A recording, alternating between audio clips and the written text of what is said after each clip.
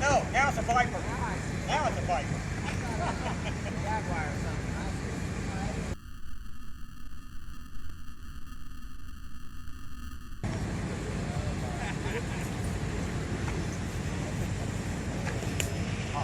Thank you very much.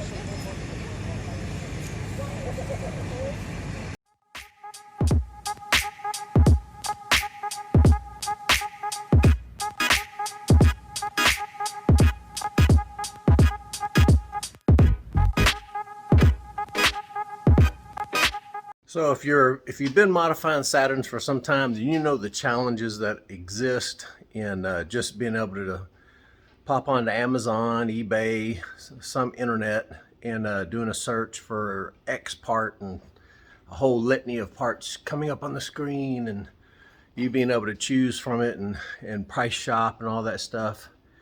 It doesn't apply to us, obviously. It never has, actually.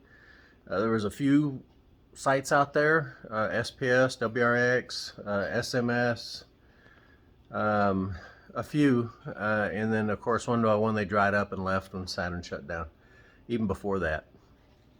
So a steering wheel.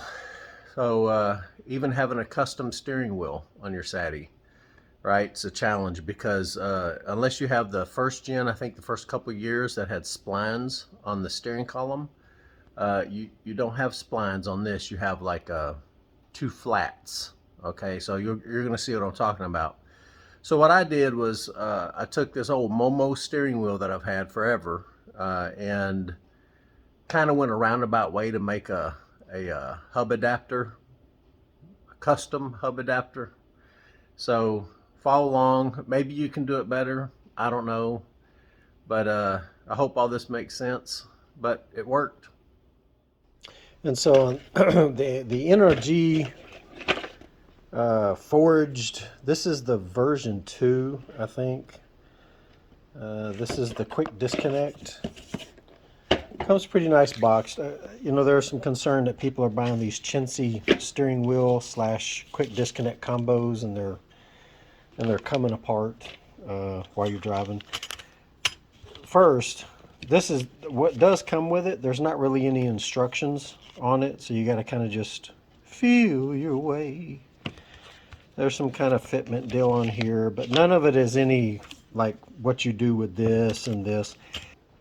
My concern was, being that this was an old Momo steering wheel, I was concerned it wasn't going to fit, and it does actually. Fits real good. And of course it is the quick disconnect. You basically lift off the sleeve back here, and with two hands I would turn it slightly, and voila. So yeah, when you're going to pull on this little silver, or I guess you can call it gunmetal gray, and it's going to come off of these little ball bearings right there. They're inside as well. There's a collar there, and you're just going to slide that sleeve back, and this lifts off the little adapter here. Now all this stuff inside here, I haven't put it on yet. This is your wire for your horn and all that stuff, and any kind of wiring you're going to do to hook up for the little push buttons here. You'd basically slide it on here like this, and as you rotate it, you slide it in like that, and as you rotate this thing around, it snaps pretty securely as well. I'm going to probably end up securing this better on here. There's a little lip right here that I probably put some contact cement on to hold this sleeve over it. But yeah, it fits good. I was actually thinking it wasn't going to fit. And this is the color that I'm painting the car, so this will look good on the interior.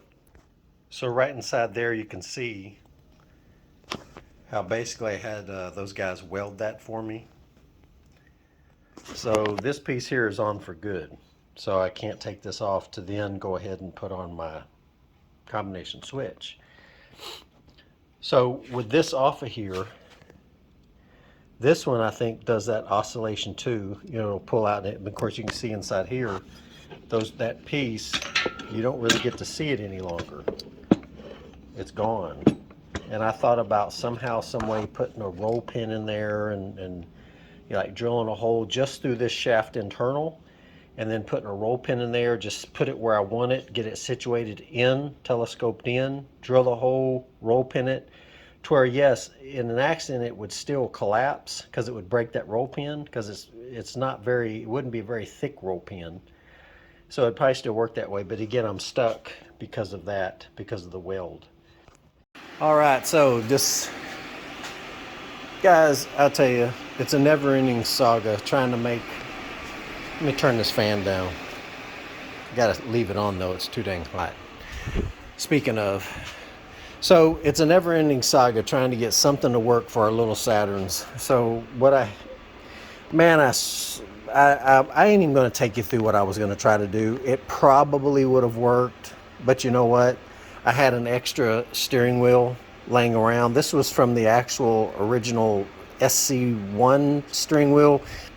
But what we're trying to do now, obviously, we're trying to get this Momo wheel with this NRG quick disconnect mounted to our steering column. And again, I'm not going to take you through the whole, my idea. I mean, I had some really weird stuff going on in my head, but I chose to instead take this old steering wheel and hack out the center portion here. And so I just got done cutting it out. You know, the interesting thing here is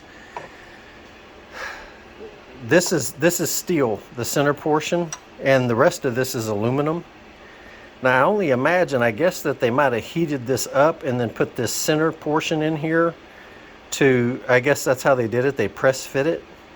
Because I tried just now with some sockets on either side and used the vise to try to press it out, but it was in there. And I figured, okay, well, I don't need this, I never will need this, so let me just go ahead and cut it out. And why I did that is, if you can see, you see the flat on the side there and on that side, but it's round overall. Those flats mate up to, obviously, those flats right there on the side here. And if you end up not having a spare wheel, eBay has them all day long and they're pretty cheap. So, you know, you could get one just to get that cut out of there so you could have your own quick disconnect. Here's something that's interesting. So I got this hub center down, and if you look, you see that little tab sticking up? That's steel, and that's part of what's inside there. So I don't know if I've already cut away some of the ear that's coming out of there, but it looks like it's more or less, instead of just being a cylindrical piece, it's got some ears on it. But what I did see was right in this area here, you see how it's got, like, you can see like where it changes from steel to this little thin skin of aluminum. So I'm just going to try to peel this off now and try to break it away instead of cutting anymore, because that would be great to have that little tab on there. I can use that to weld onto the piece that I have coming, just to give you some insight in case you try it yourself. Yeah, so that's what it is. When you get, if you're going to do this, once you get to the point where you've cut through and you've got like a gap in between the aluminum that's surrounding this piece, you can see I've got a little cut right here that I kind of got into it a little bit. There's just a hair bit of a groove in it. But what it did was it opened this thing up to where now I could spread it out like a butterfly. And what I did was, and once I got to that point and I got a little few pieces away, I ended up taking this little punch and just tap, tap, tap, tap, and now this thing's just coming, it's just laying back and away from this centerpiece. So there we are. I got it all tapped off. You can see I got into one of the little ears right there. So this piece is the piece I'm talking about. So it's a 5-inch blank, and so the goal is to cut a hole right here in the middle. And it's going to have to be large enough. It's going to have to be the diameter of this. The inside diameter here is going to be the outside diameter of here, because this is going to slide over. And of course, it's going to slide up to, it might need to be a little bit bigger. Maybe. See this little ridge right here? This second thin ridge? It's raised up just a little bit. This may be the point that I stop at. The trick's going to be, where along this barrel do I need to slide this piece so that it rides, it's flush on top of this to cover it. Once I have this all the way on here, right now I can't do it. I've got my 1-inch hole drill bit coming, because this is 1 inch in diameter here. So I'll drill that hole, I'll center it, drill it, then I'll be able to slide this piece into here. Then I can take this entire mass. I'll also have to cut like I said, a rectangular channel here, so that somewhere down here, so that this piece can slide down over that. All right, so this is the talk through for me. First thing I need to do tomorrow is when the 1-inch, or when I do get the 1-inch drill bit, I need to center these on top of each other and open up the center to the 1 inch so that I can slide this into here. Then, before I put it on there, I need to drill and tap 2 holes here and here, and those will be, and I need to make them sized for the puller.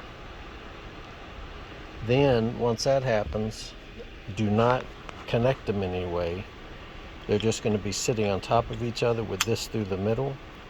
We're then going to take this assembly, and we're going to slide it, well, so yes, up to here. This point's correct.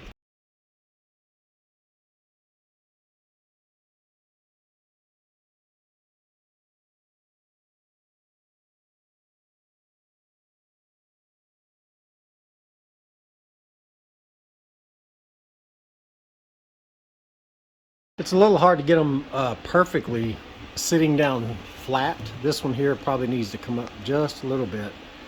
But when you're looking at the overall, a little bit of thunder, we need it, that's rain, thank you God.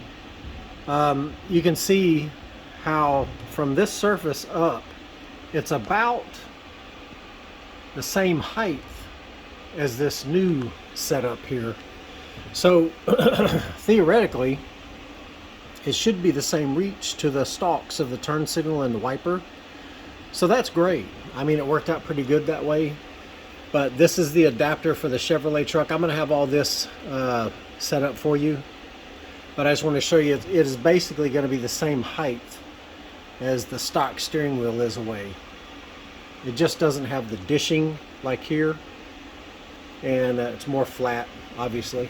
But so I'm going to take this off here in a second and show you, but you can see that this hub adapter seats right up against here, and it's really up against the clock spring, because if you look in these holes inside there, you can see the blue and white label of the clock spring. As I turn this, the clock spring turns with it. Okay? Now, this piece here does not have yet this piece in it. So what's going to happen with this nut off, you can see the splines right there. I can press this all the way down like this and seat it, but it will still, it's just obviously because it's splines, and those aren't a splined mating surface in there, it'll kind of grip around. So that's not going to work, because if you were to hit something with your wheel, say a good pothole, and it jerks the wheels, which jerks the steering column, which jerks this part of here, then your steering wheel would actually jerk in your hand to where you might still be holding it like this, but now the wheels are going that way. It's very unsafe to do that. So you have to have a nice secure holding of this steering column. And the way you do that is by implementing this flat, I call it an adapter that I cut out of the steering wheel, the stock steering wheel. So what I'm going to do is I'm going to use a unibit, a 1-inch unibit, to enlarge this hole here to the diameter of this piece here. Then I'm going to slide that piece into the hole, and I'm going to sand down out here, and I'm going to weld. This is steel, and I'm going to weld this to this surface here.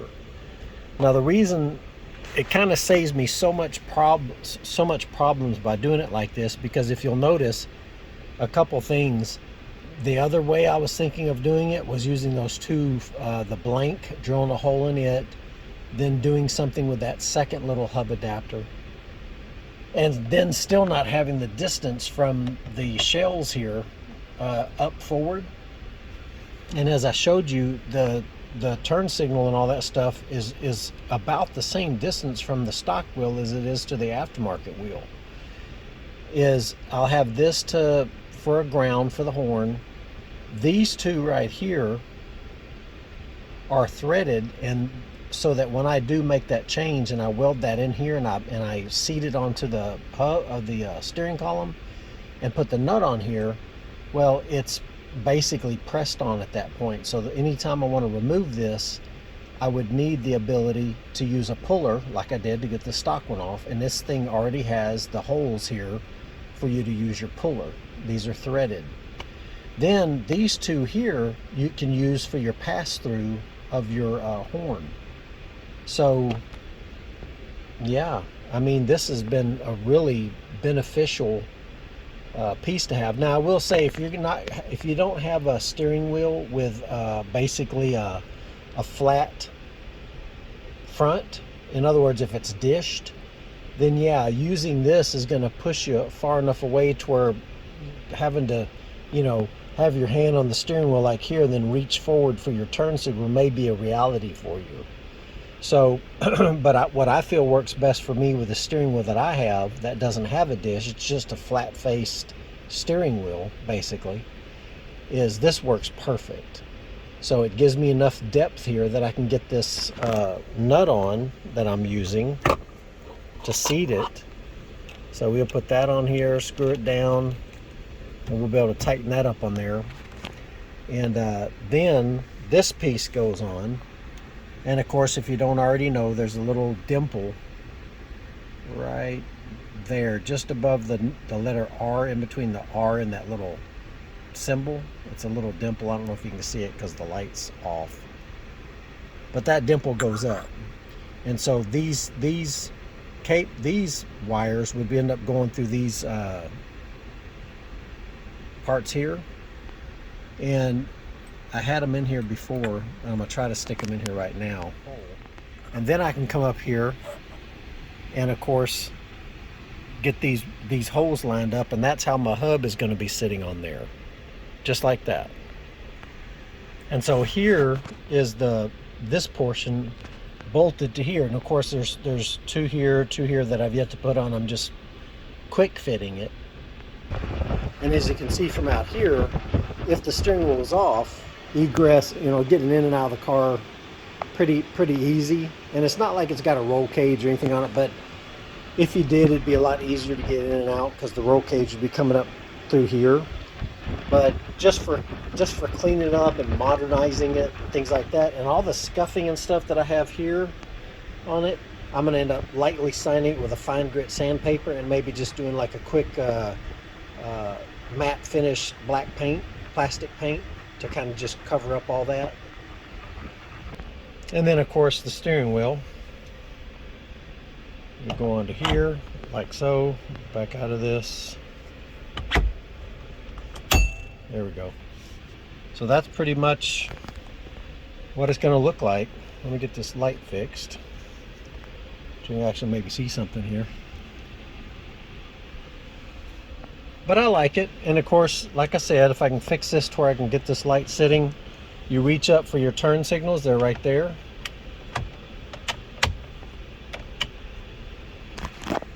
Wipers, perfect within hand's reach, just like the stock wheel is.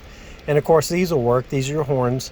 At some point later, I am going to, when I get the unit chip on, I am going to use this side as my launch control, not so much launch control, but the two-step. And this side will be used for the horn. And it's just a matter of running the wiring through there to activate it. And here it is just from outside. Just from outside. Pretty cool. And it wasn't that bad once I just, you know, the cool thing with Amazon is you can order and then just return as you need. But, and that's what it took, because now I'm going to end up returning these two little disc pieces that I was trying to work something with. And that would have worked as well. And it would have put the steering wheel actually pretty much way up here. Like just have a little bit of room, which wouldn't have been a big deal either. But I'm glad it worked out this way. So we know that this is 1 inch in diameter here.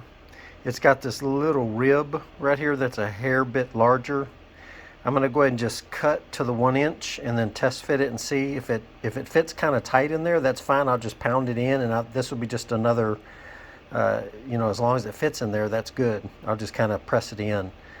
So I measured, I bought a unibit that was 1 inch diameter. This is the actual tool. Now, if you know unibits, they're basically conical shaped, and so they cut to the different sizes.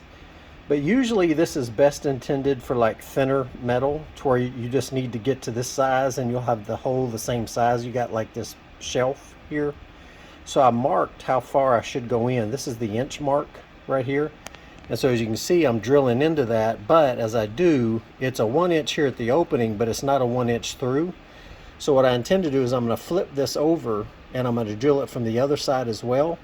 And then I'm going to take that 1 inch drill bit, and then I'm going to finish it out so that it'll fit down in there.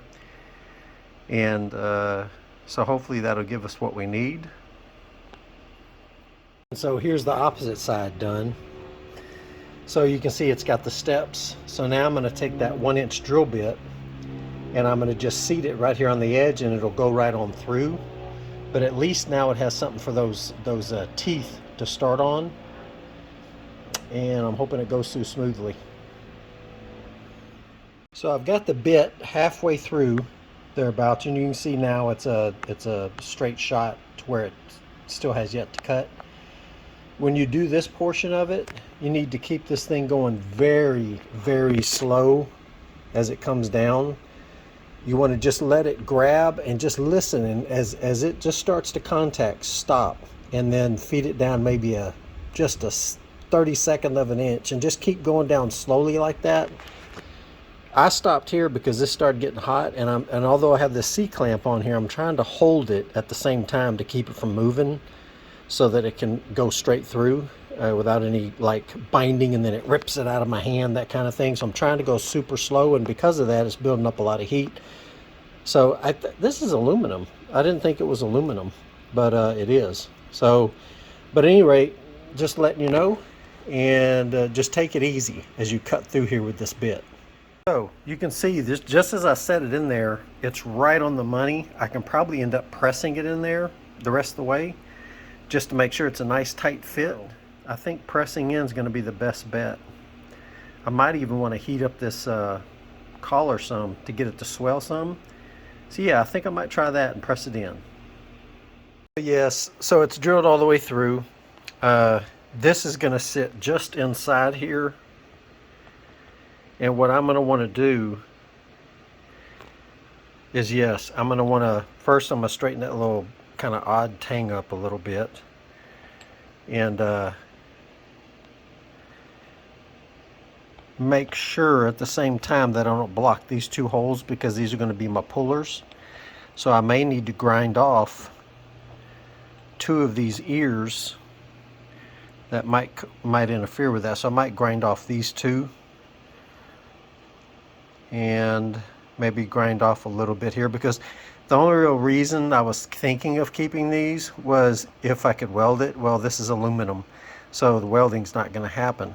So, but this thing fits super tight right there. So I think once I heat this up, I should be able to press this in there with the vise. That's what I'm thinking I can do. So as you can see, I've used a socket, and I want to say it's a 21 inch, or sorry, 21 millimeter, and that fits right over the hub of that centerpiece. Now, if you can see in there, I'd get it out and show you, but it's too hot. The ears are almost seated down. I did notice on this side, as opposed to the other side, it felt like a true 1 inch on this side. When I tried to put the hub in just to kind of, you know, to see how much play I had on the other side of this, it didn't even want to go in a little bit on the lip. I mean, almost as if it was off by just a bit. So I went ahead and turned it over, hit it on this side, hit it on that side with this, and this went in there fine. So I'm thinking, okay, it's a correct inch.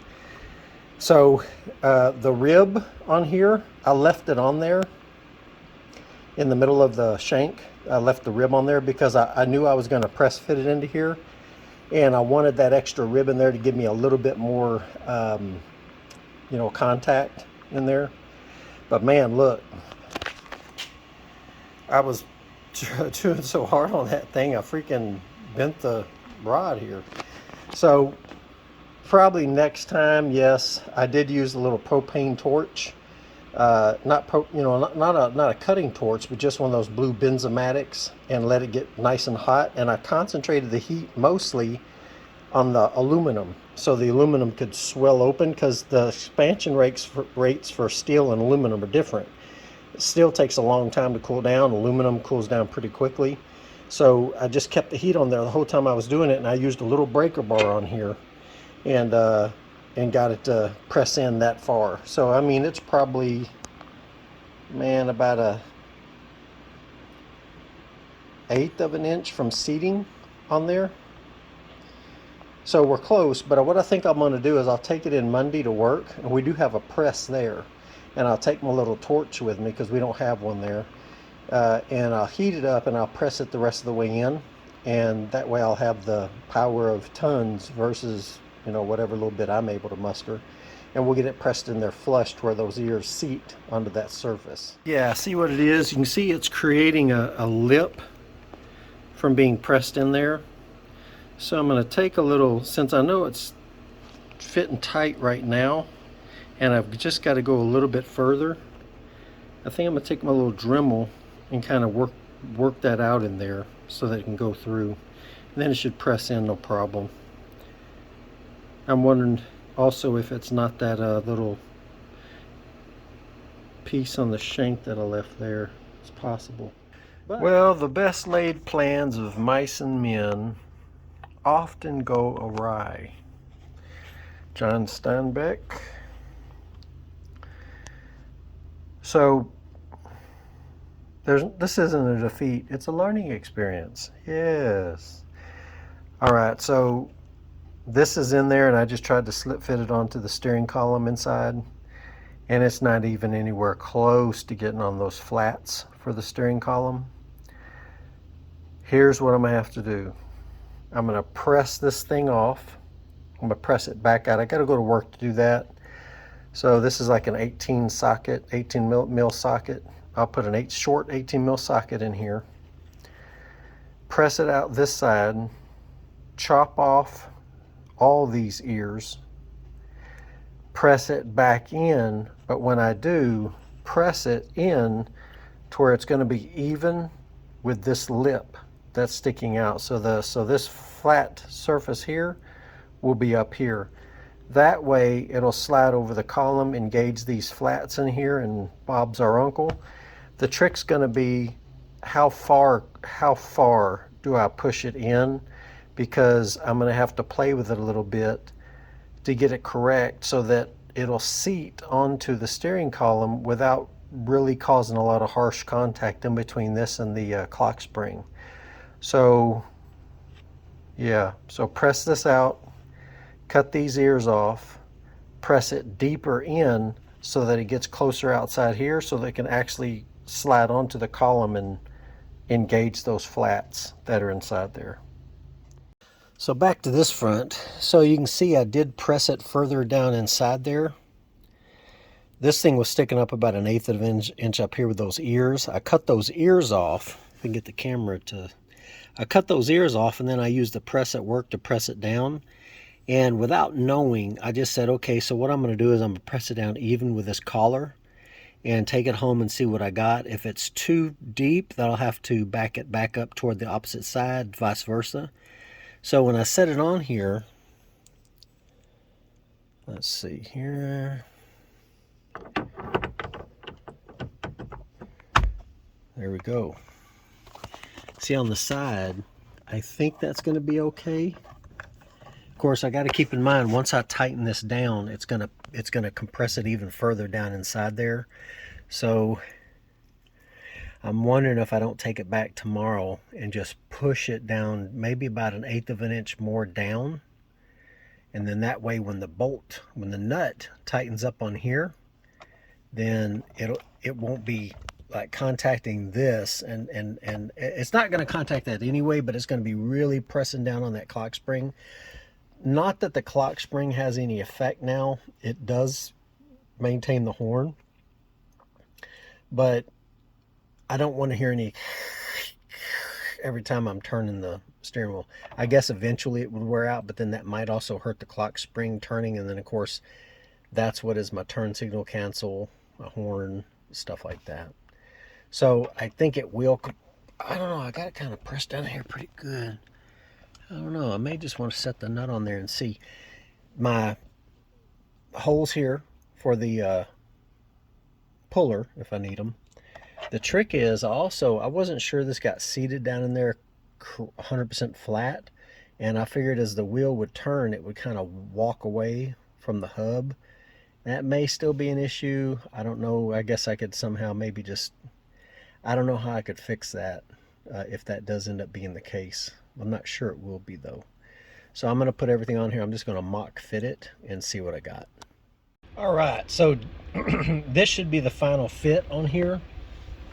You can see the gap behind here. I was able to press that thing in just a little bit more, and it gave me the clearance that I needed. So I'm satisfied with that. I've test fit this little bolt in here. It tightens down really well. So now it's basically, it's set.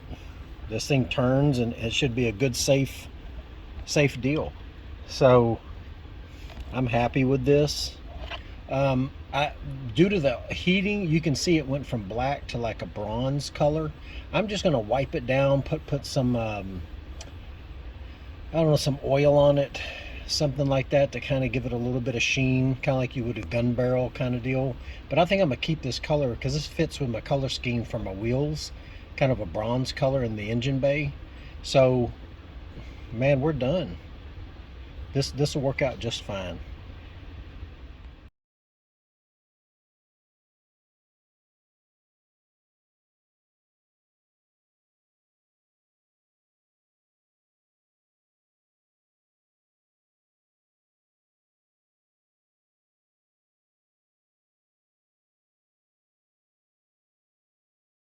So clarifying, the piece that is the section right here missing, this is where your the wire harness for your clock spring goes through. So those two little self-tapping screws that I put inside there, it's basically just simulating contact here and contact here. But this is that cavity. So all right, so now that we've got the adapter all done, what I've done here now is these are all your wires that came out for the airbag, and naturally you're not going to be able to use the airbag with a new steering wheel. So you more than likely, your airbag light's going to come on. If your car's old enough or you just don't care, you can pull the cluster and pull the bulb for the airbag, which would be down there on mine. So the trick here is now we need to integrate at least the horn. We need to make that work properly. And forgive my shaking. I don't know why I'm shaking so much right now. When you're cutting these wires, you're either going to want to disconnect the battery or you're going to want to cut them one at a time. You don't want to just take your cutters and cut like that, because then you'll bridge. I don't think with the ignition off any of these are hot, but this one is. So this one's hot all the time. It's the purple one rather, that's coming on this connector here.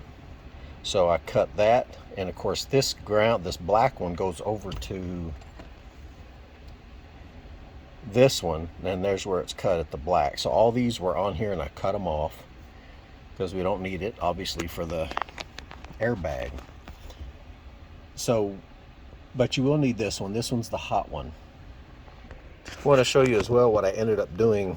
I ended up just using some simple self-tapping screws to be like the stops, so that on the cancel that's going to be used here for the turn signal, there's a post that sticks up here. On yours, if it's not broke off, you'll have a similar post on this side, and then of course this section here.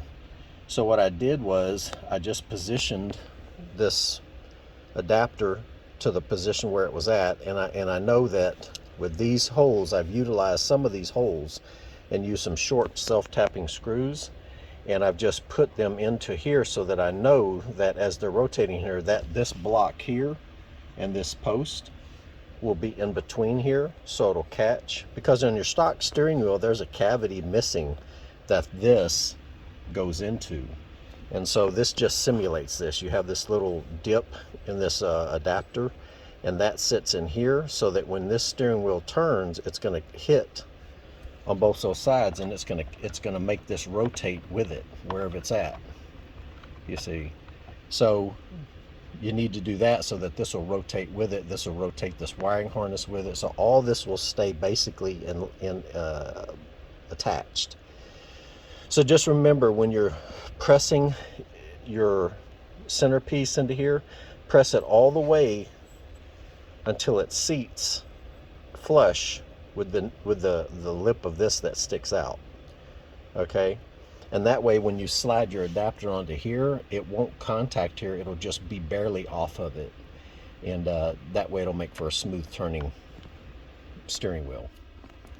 So the goal here is going to be to utilize this power wire, and I think what I'm going to end up doing is on this side of the adapter, there's a hole here.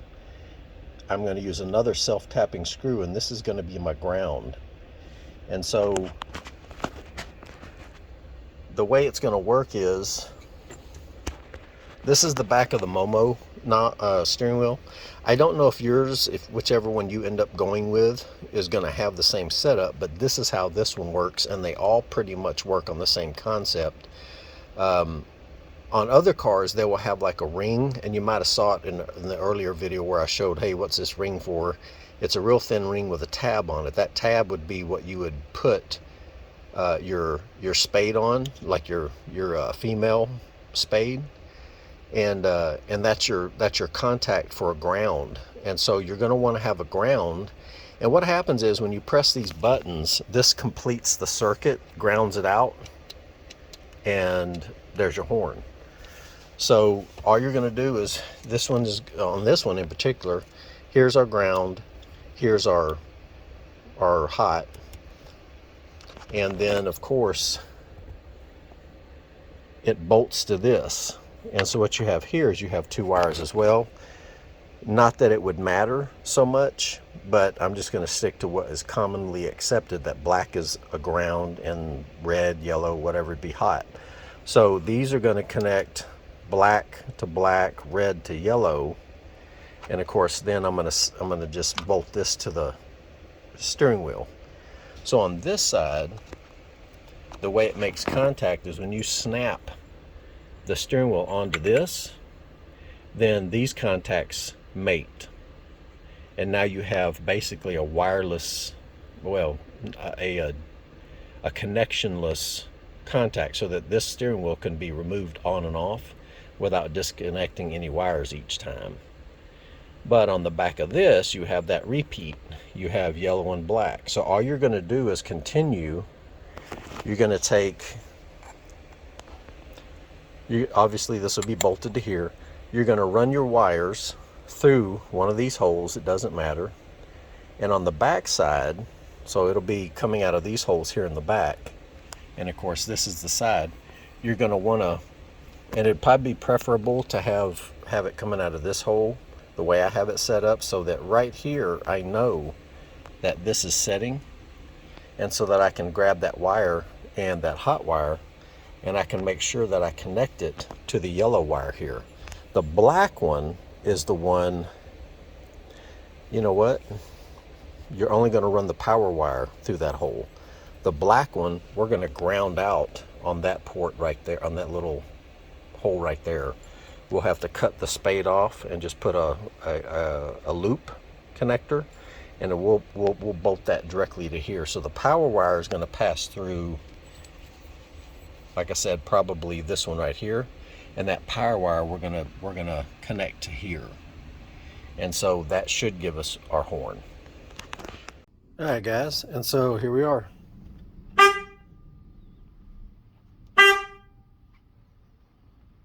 Works. It's all good. That's just how easy it is to have a custom steering wheel on your Saturn vehicle.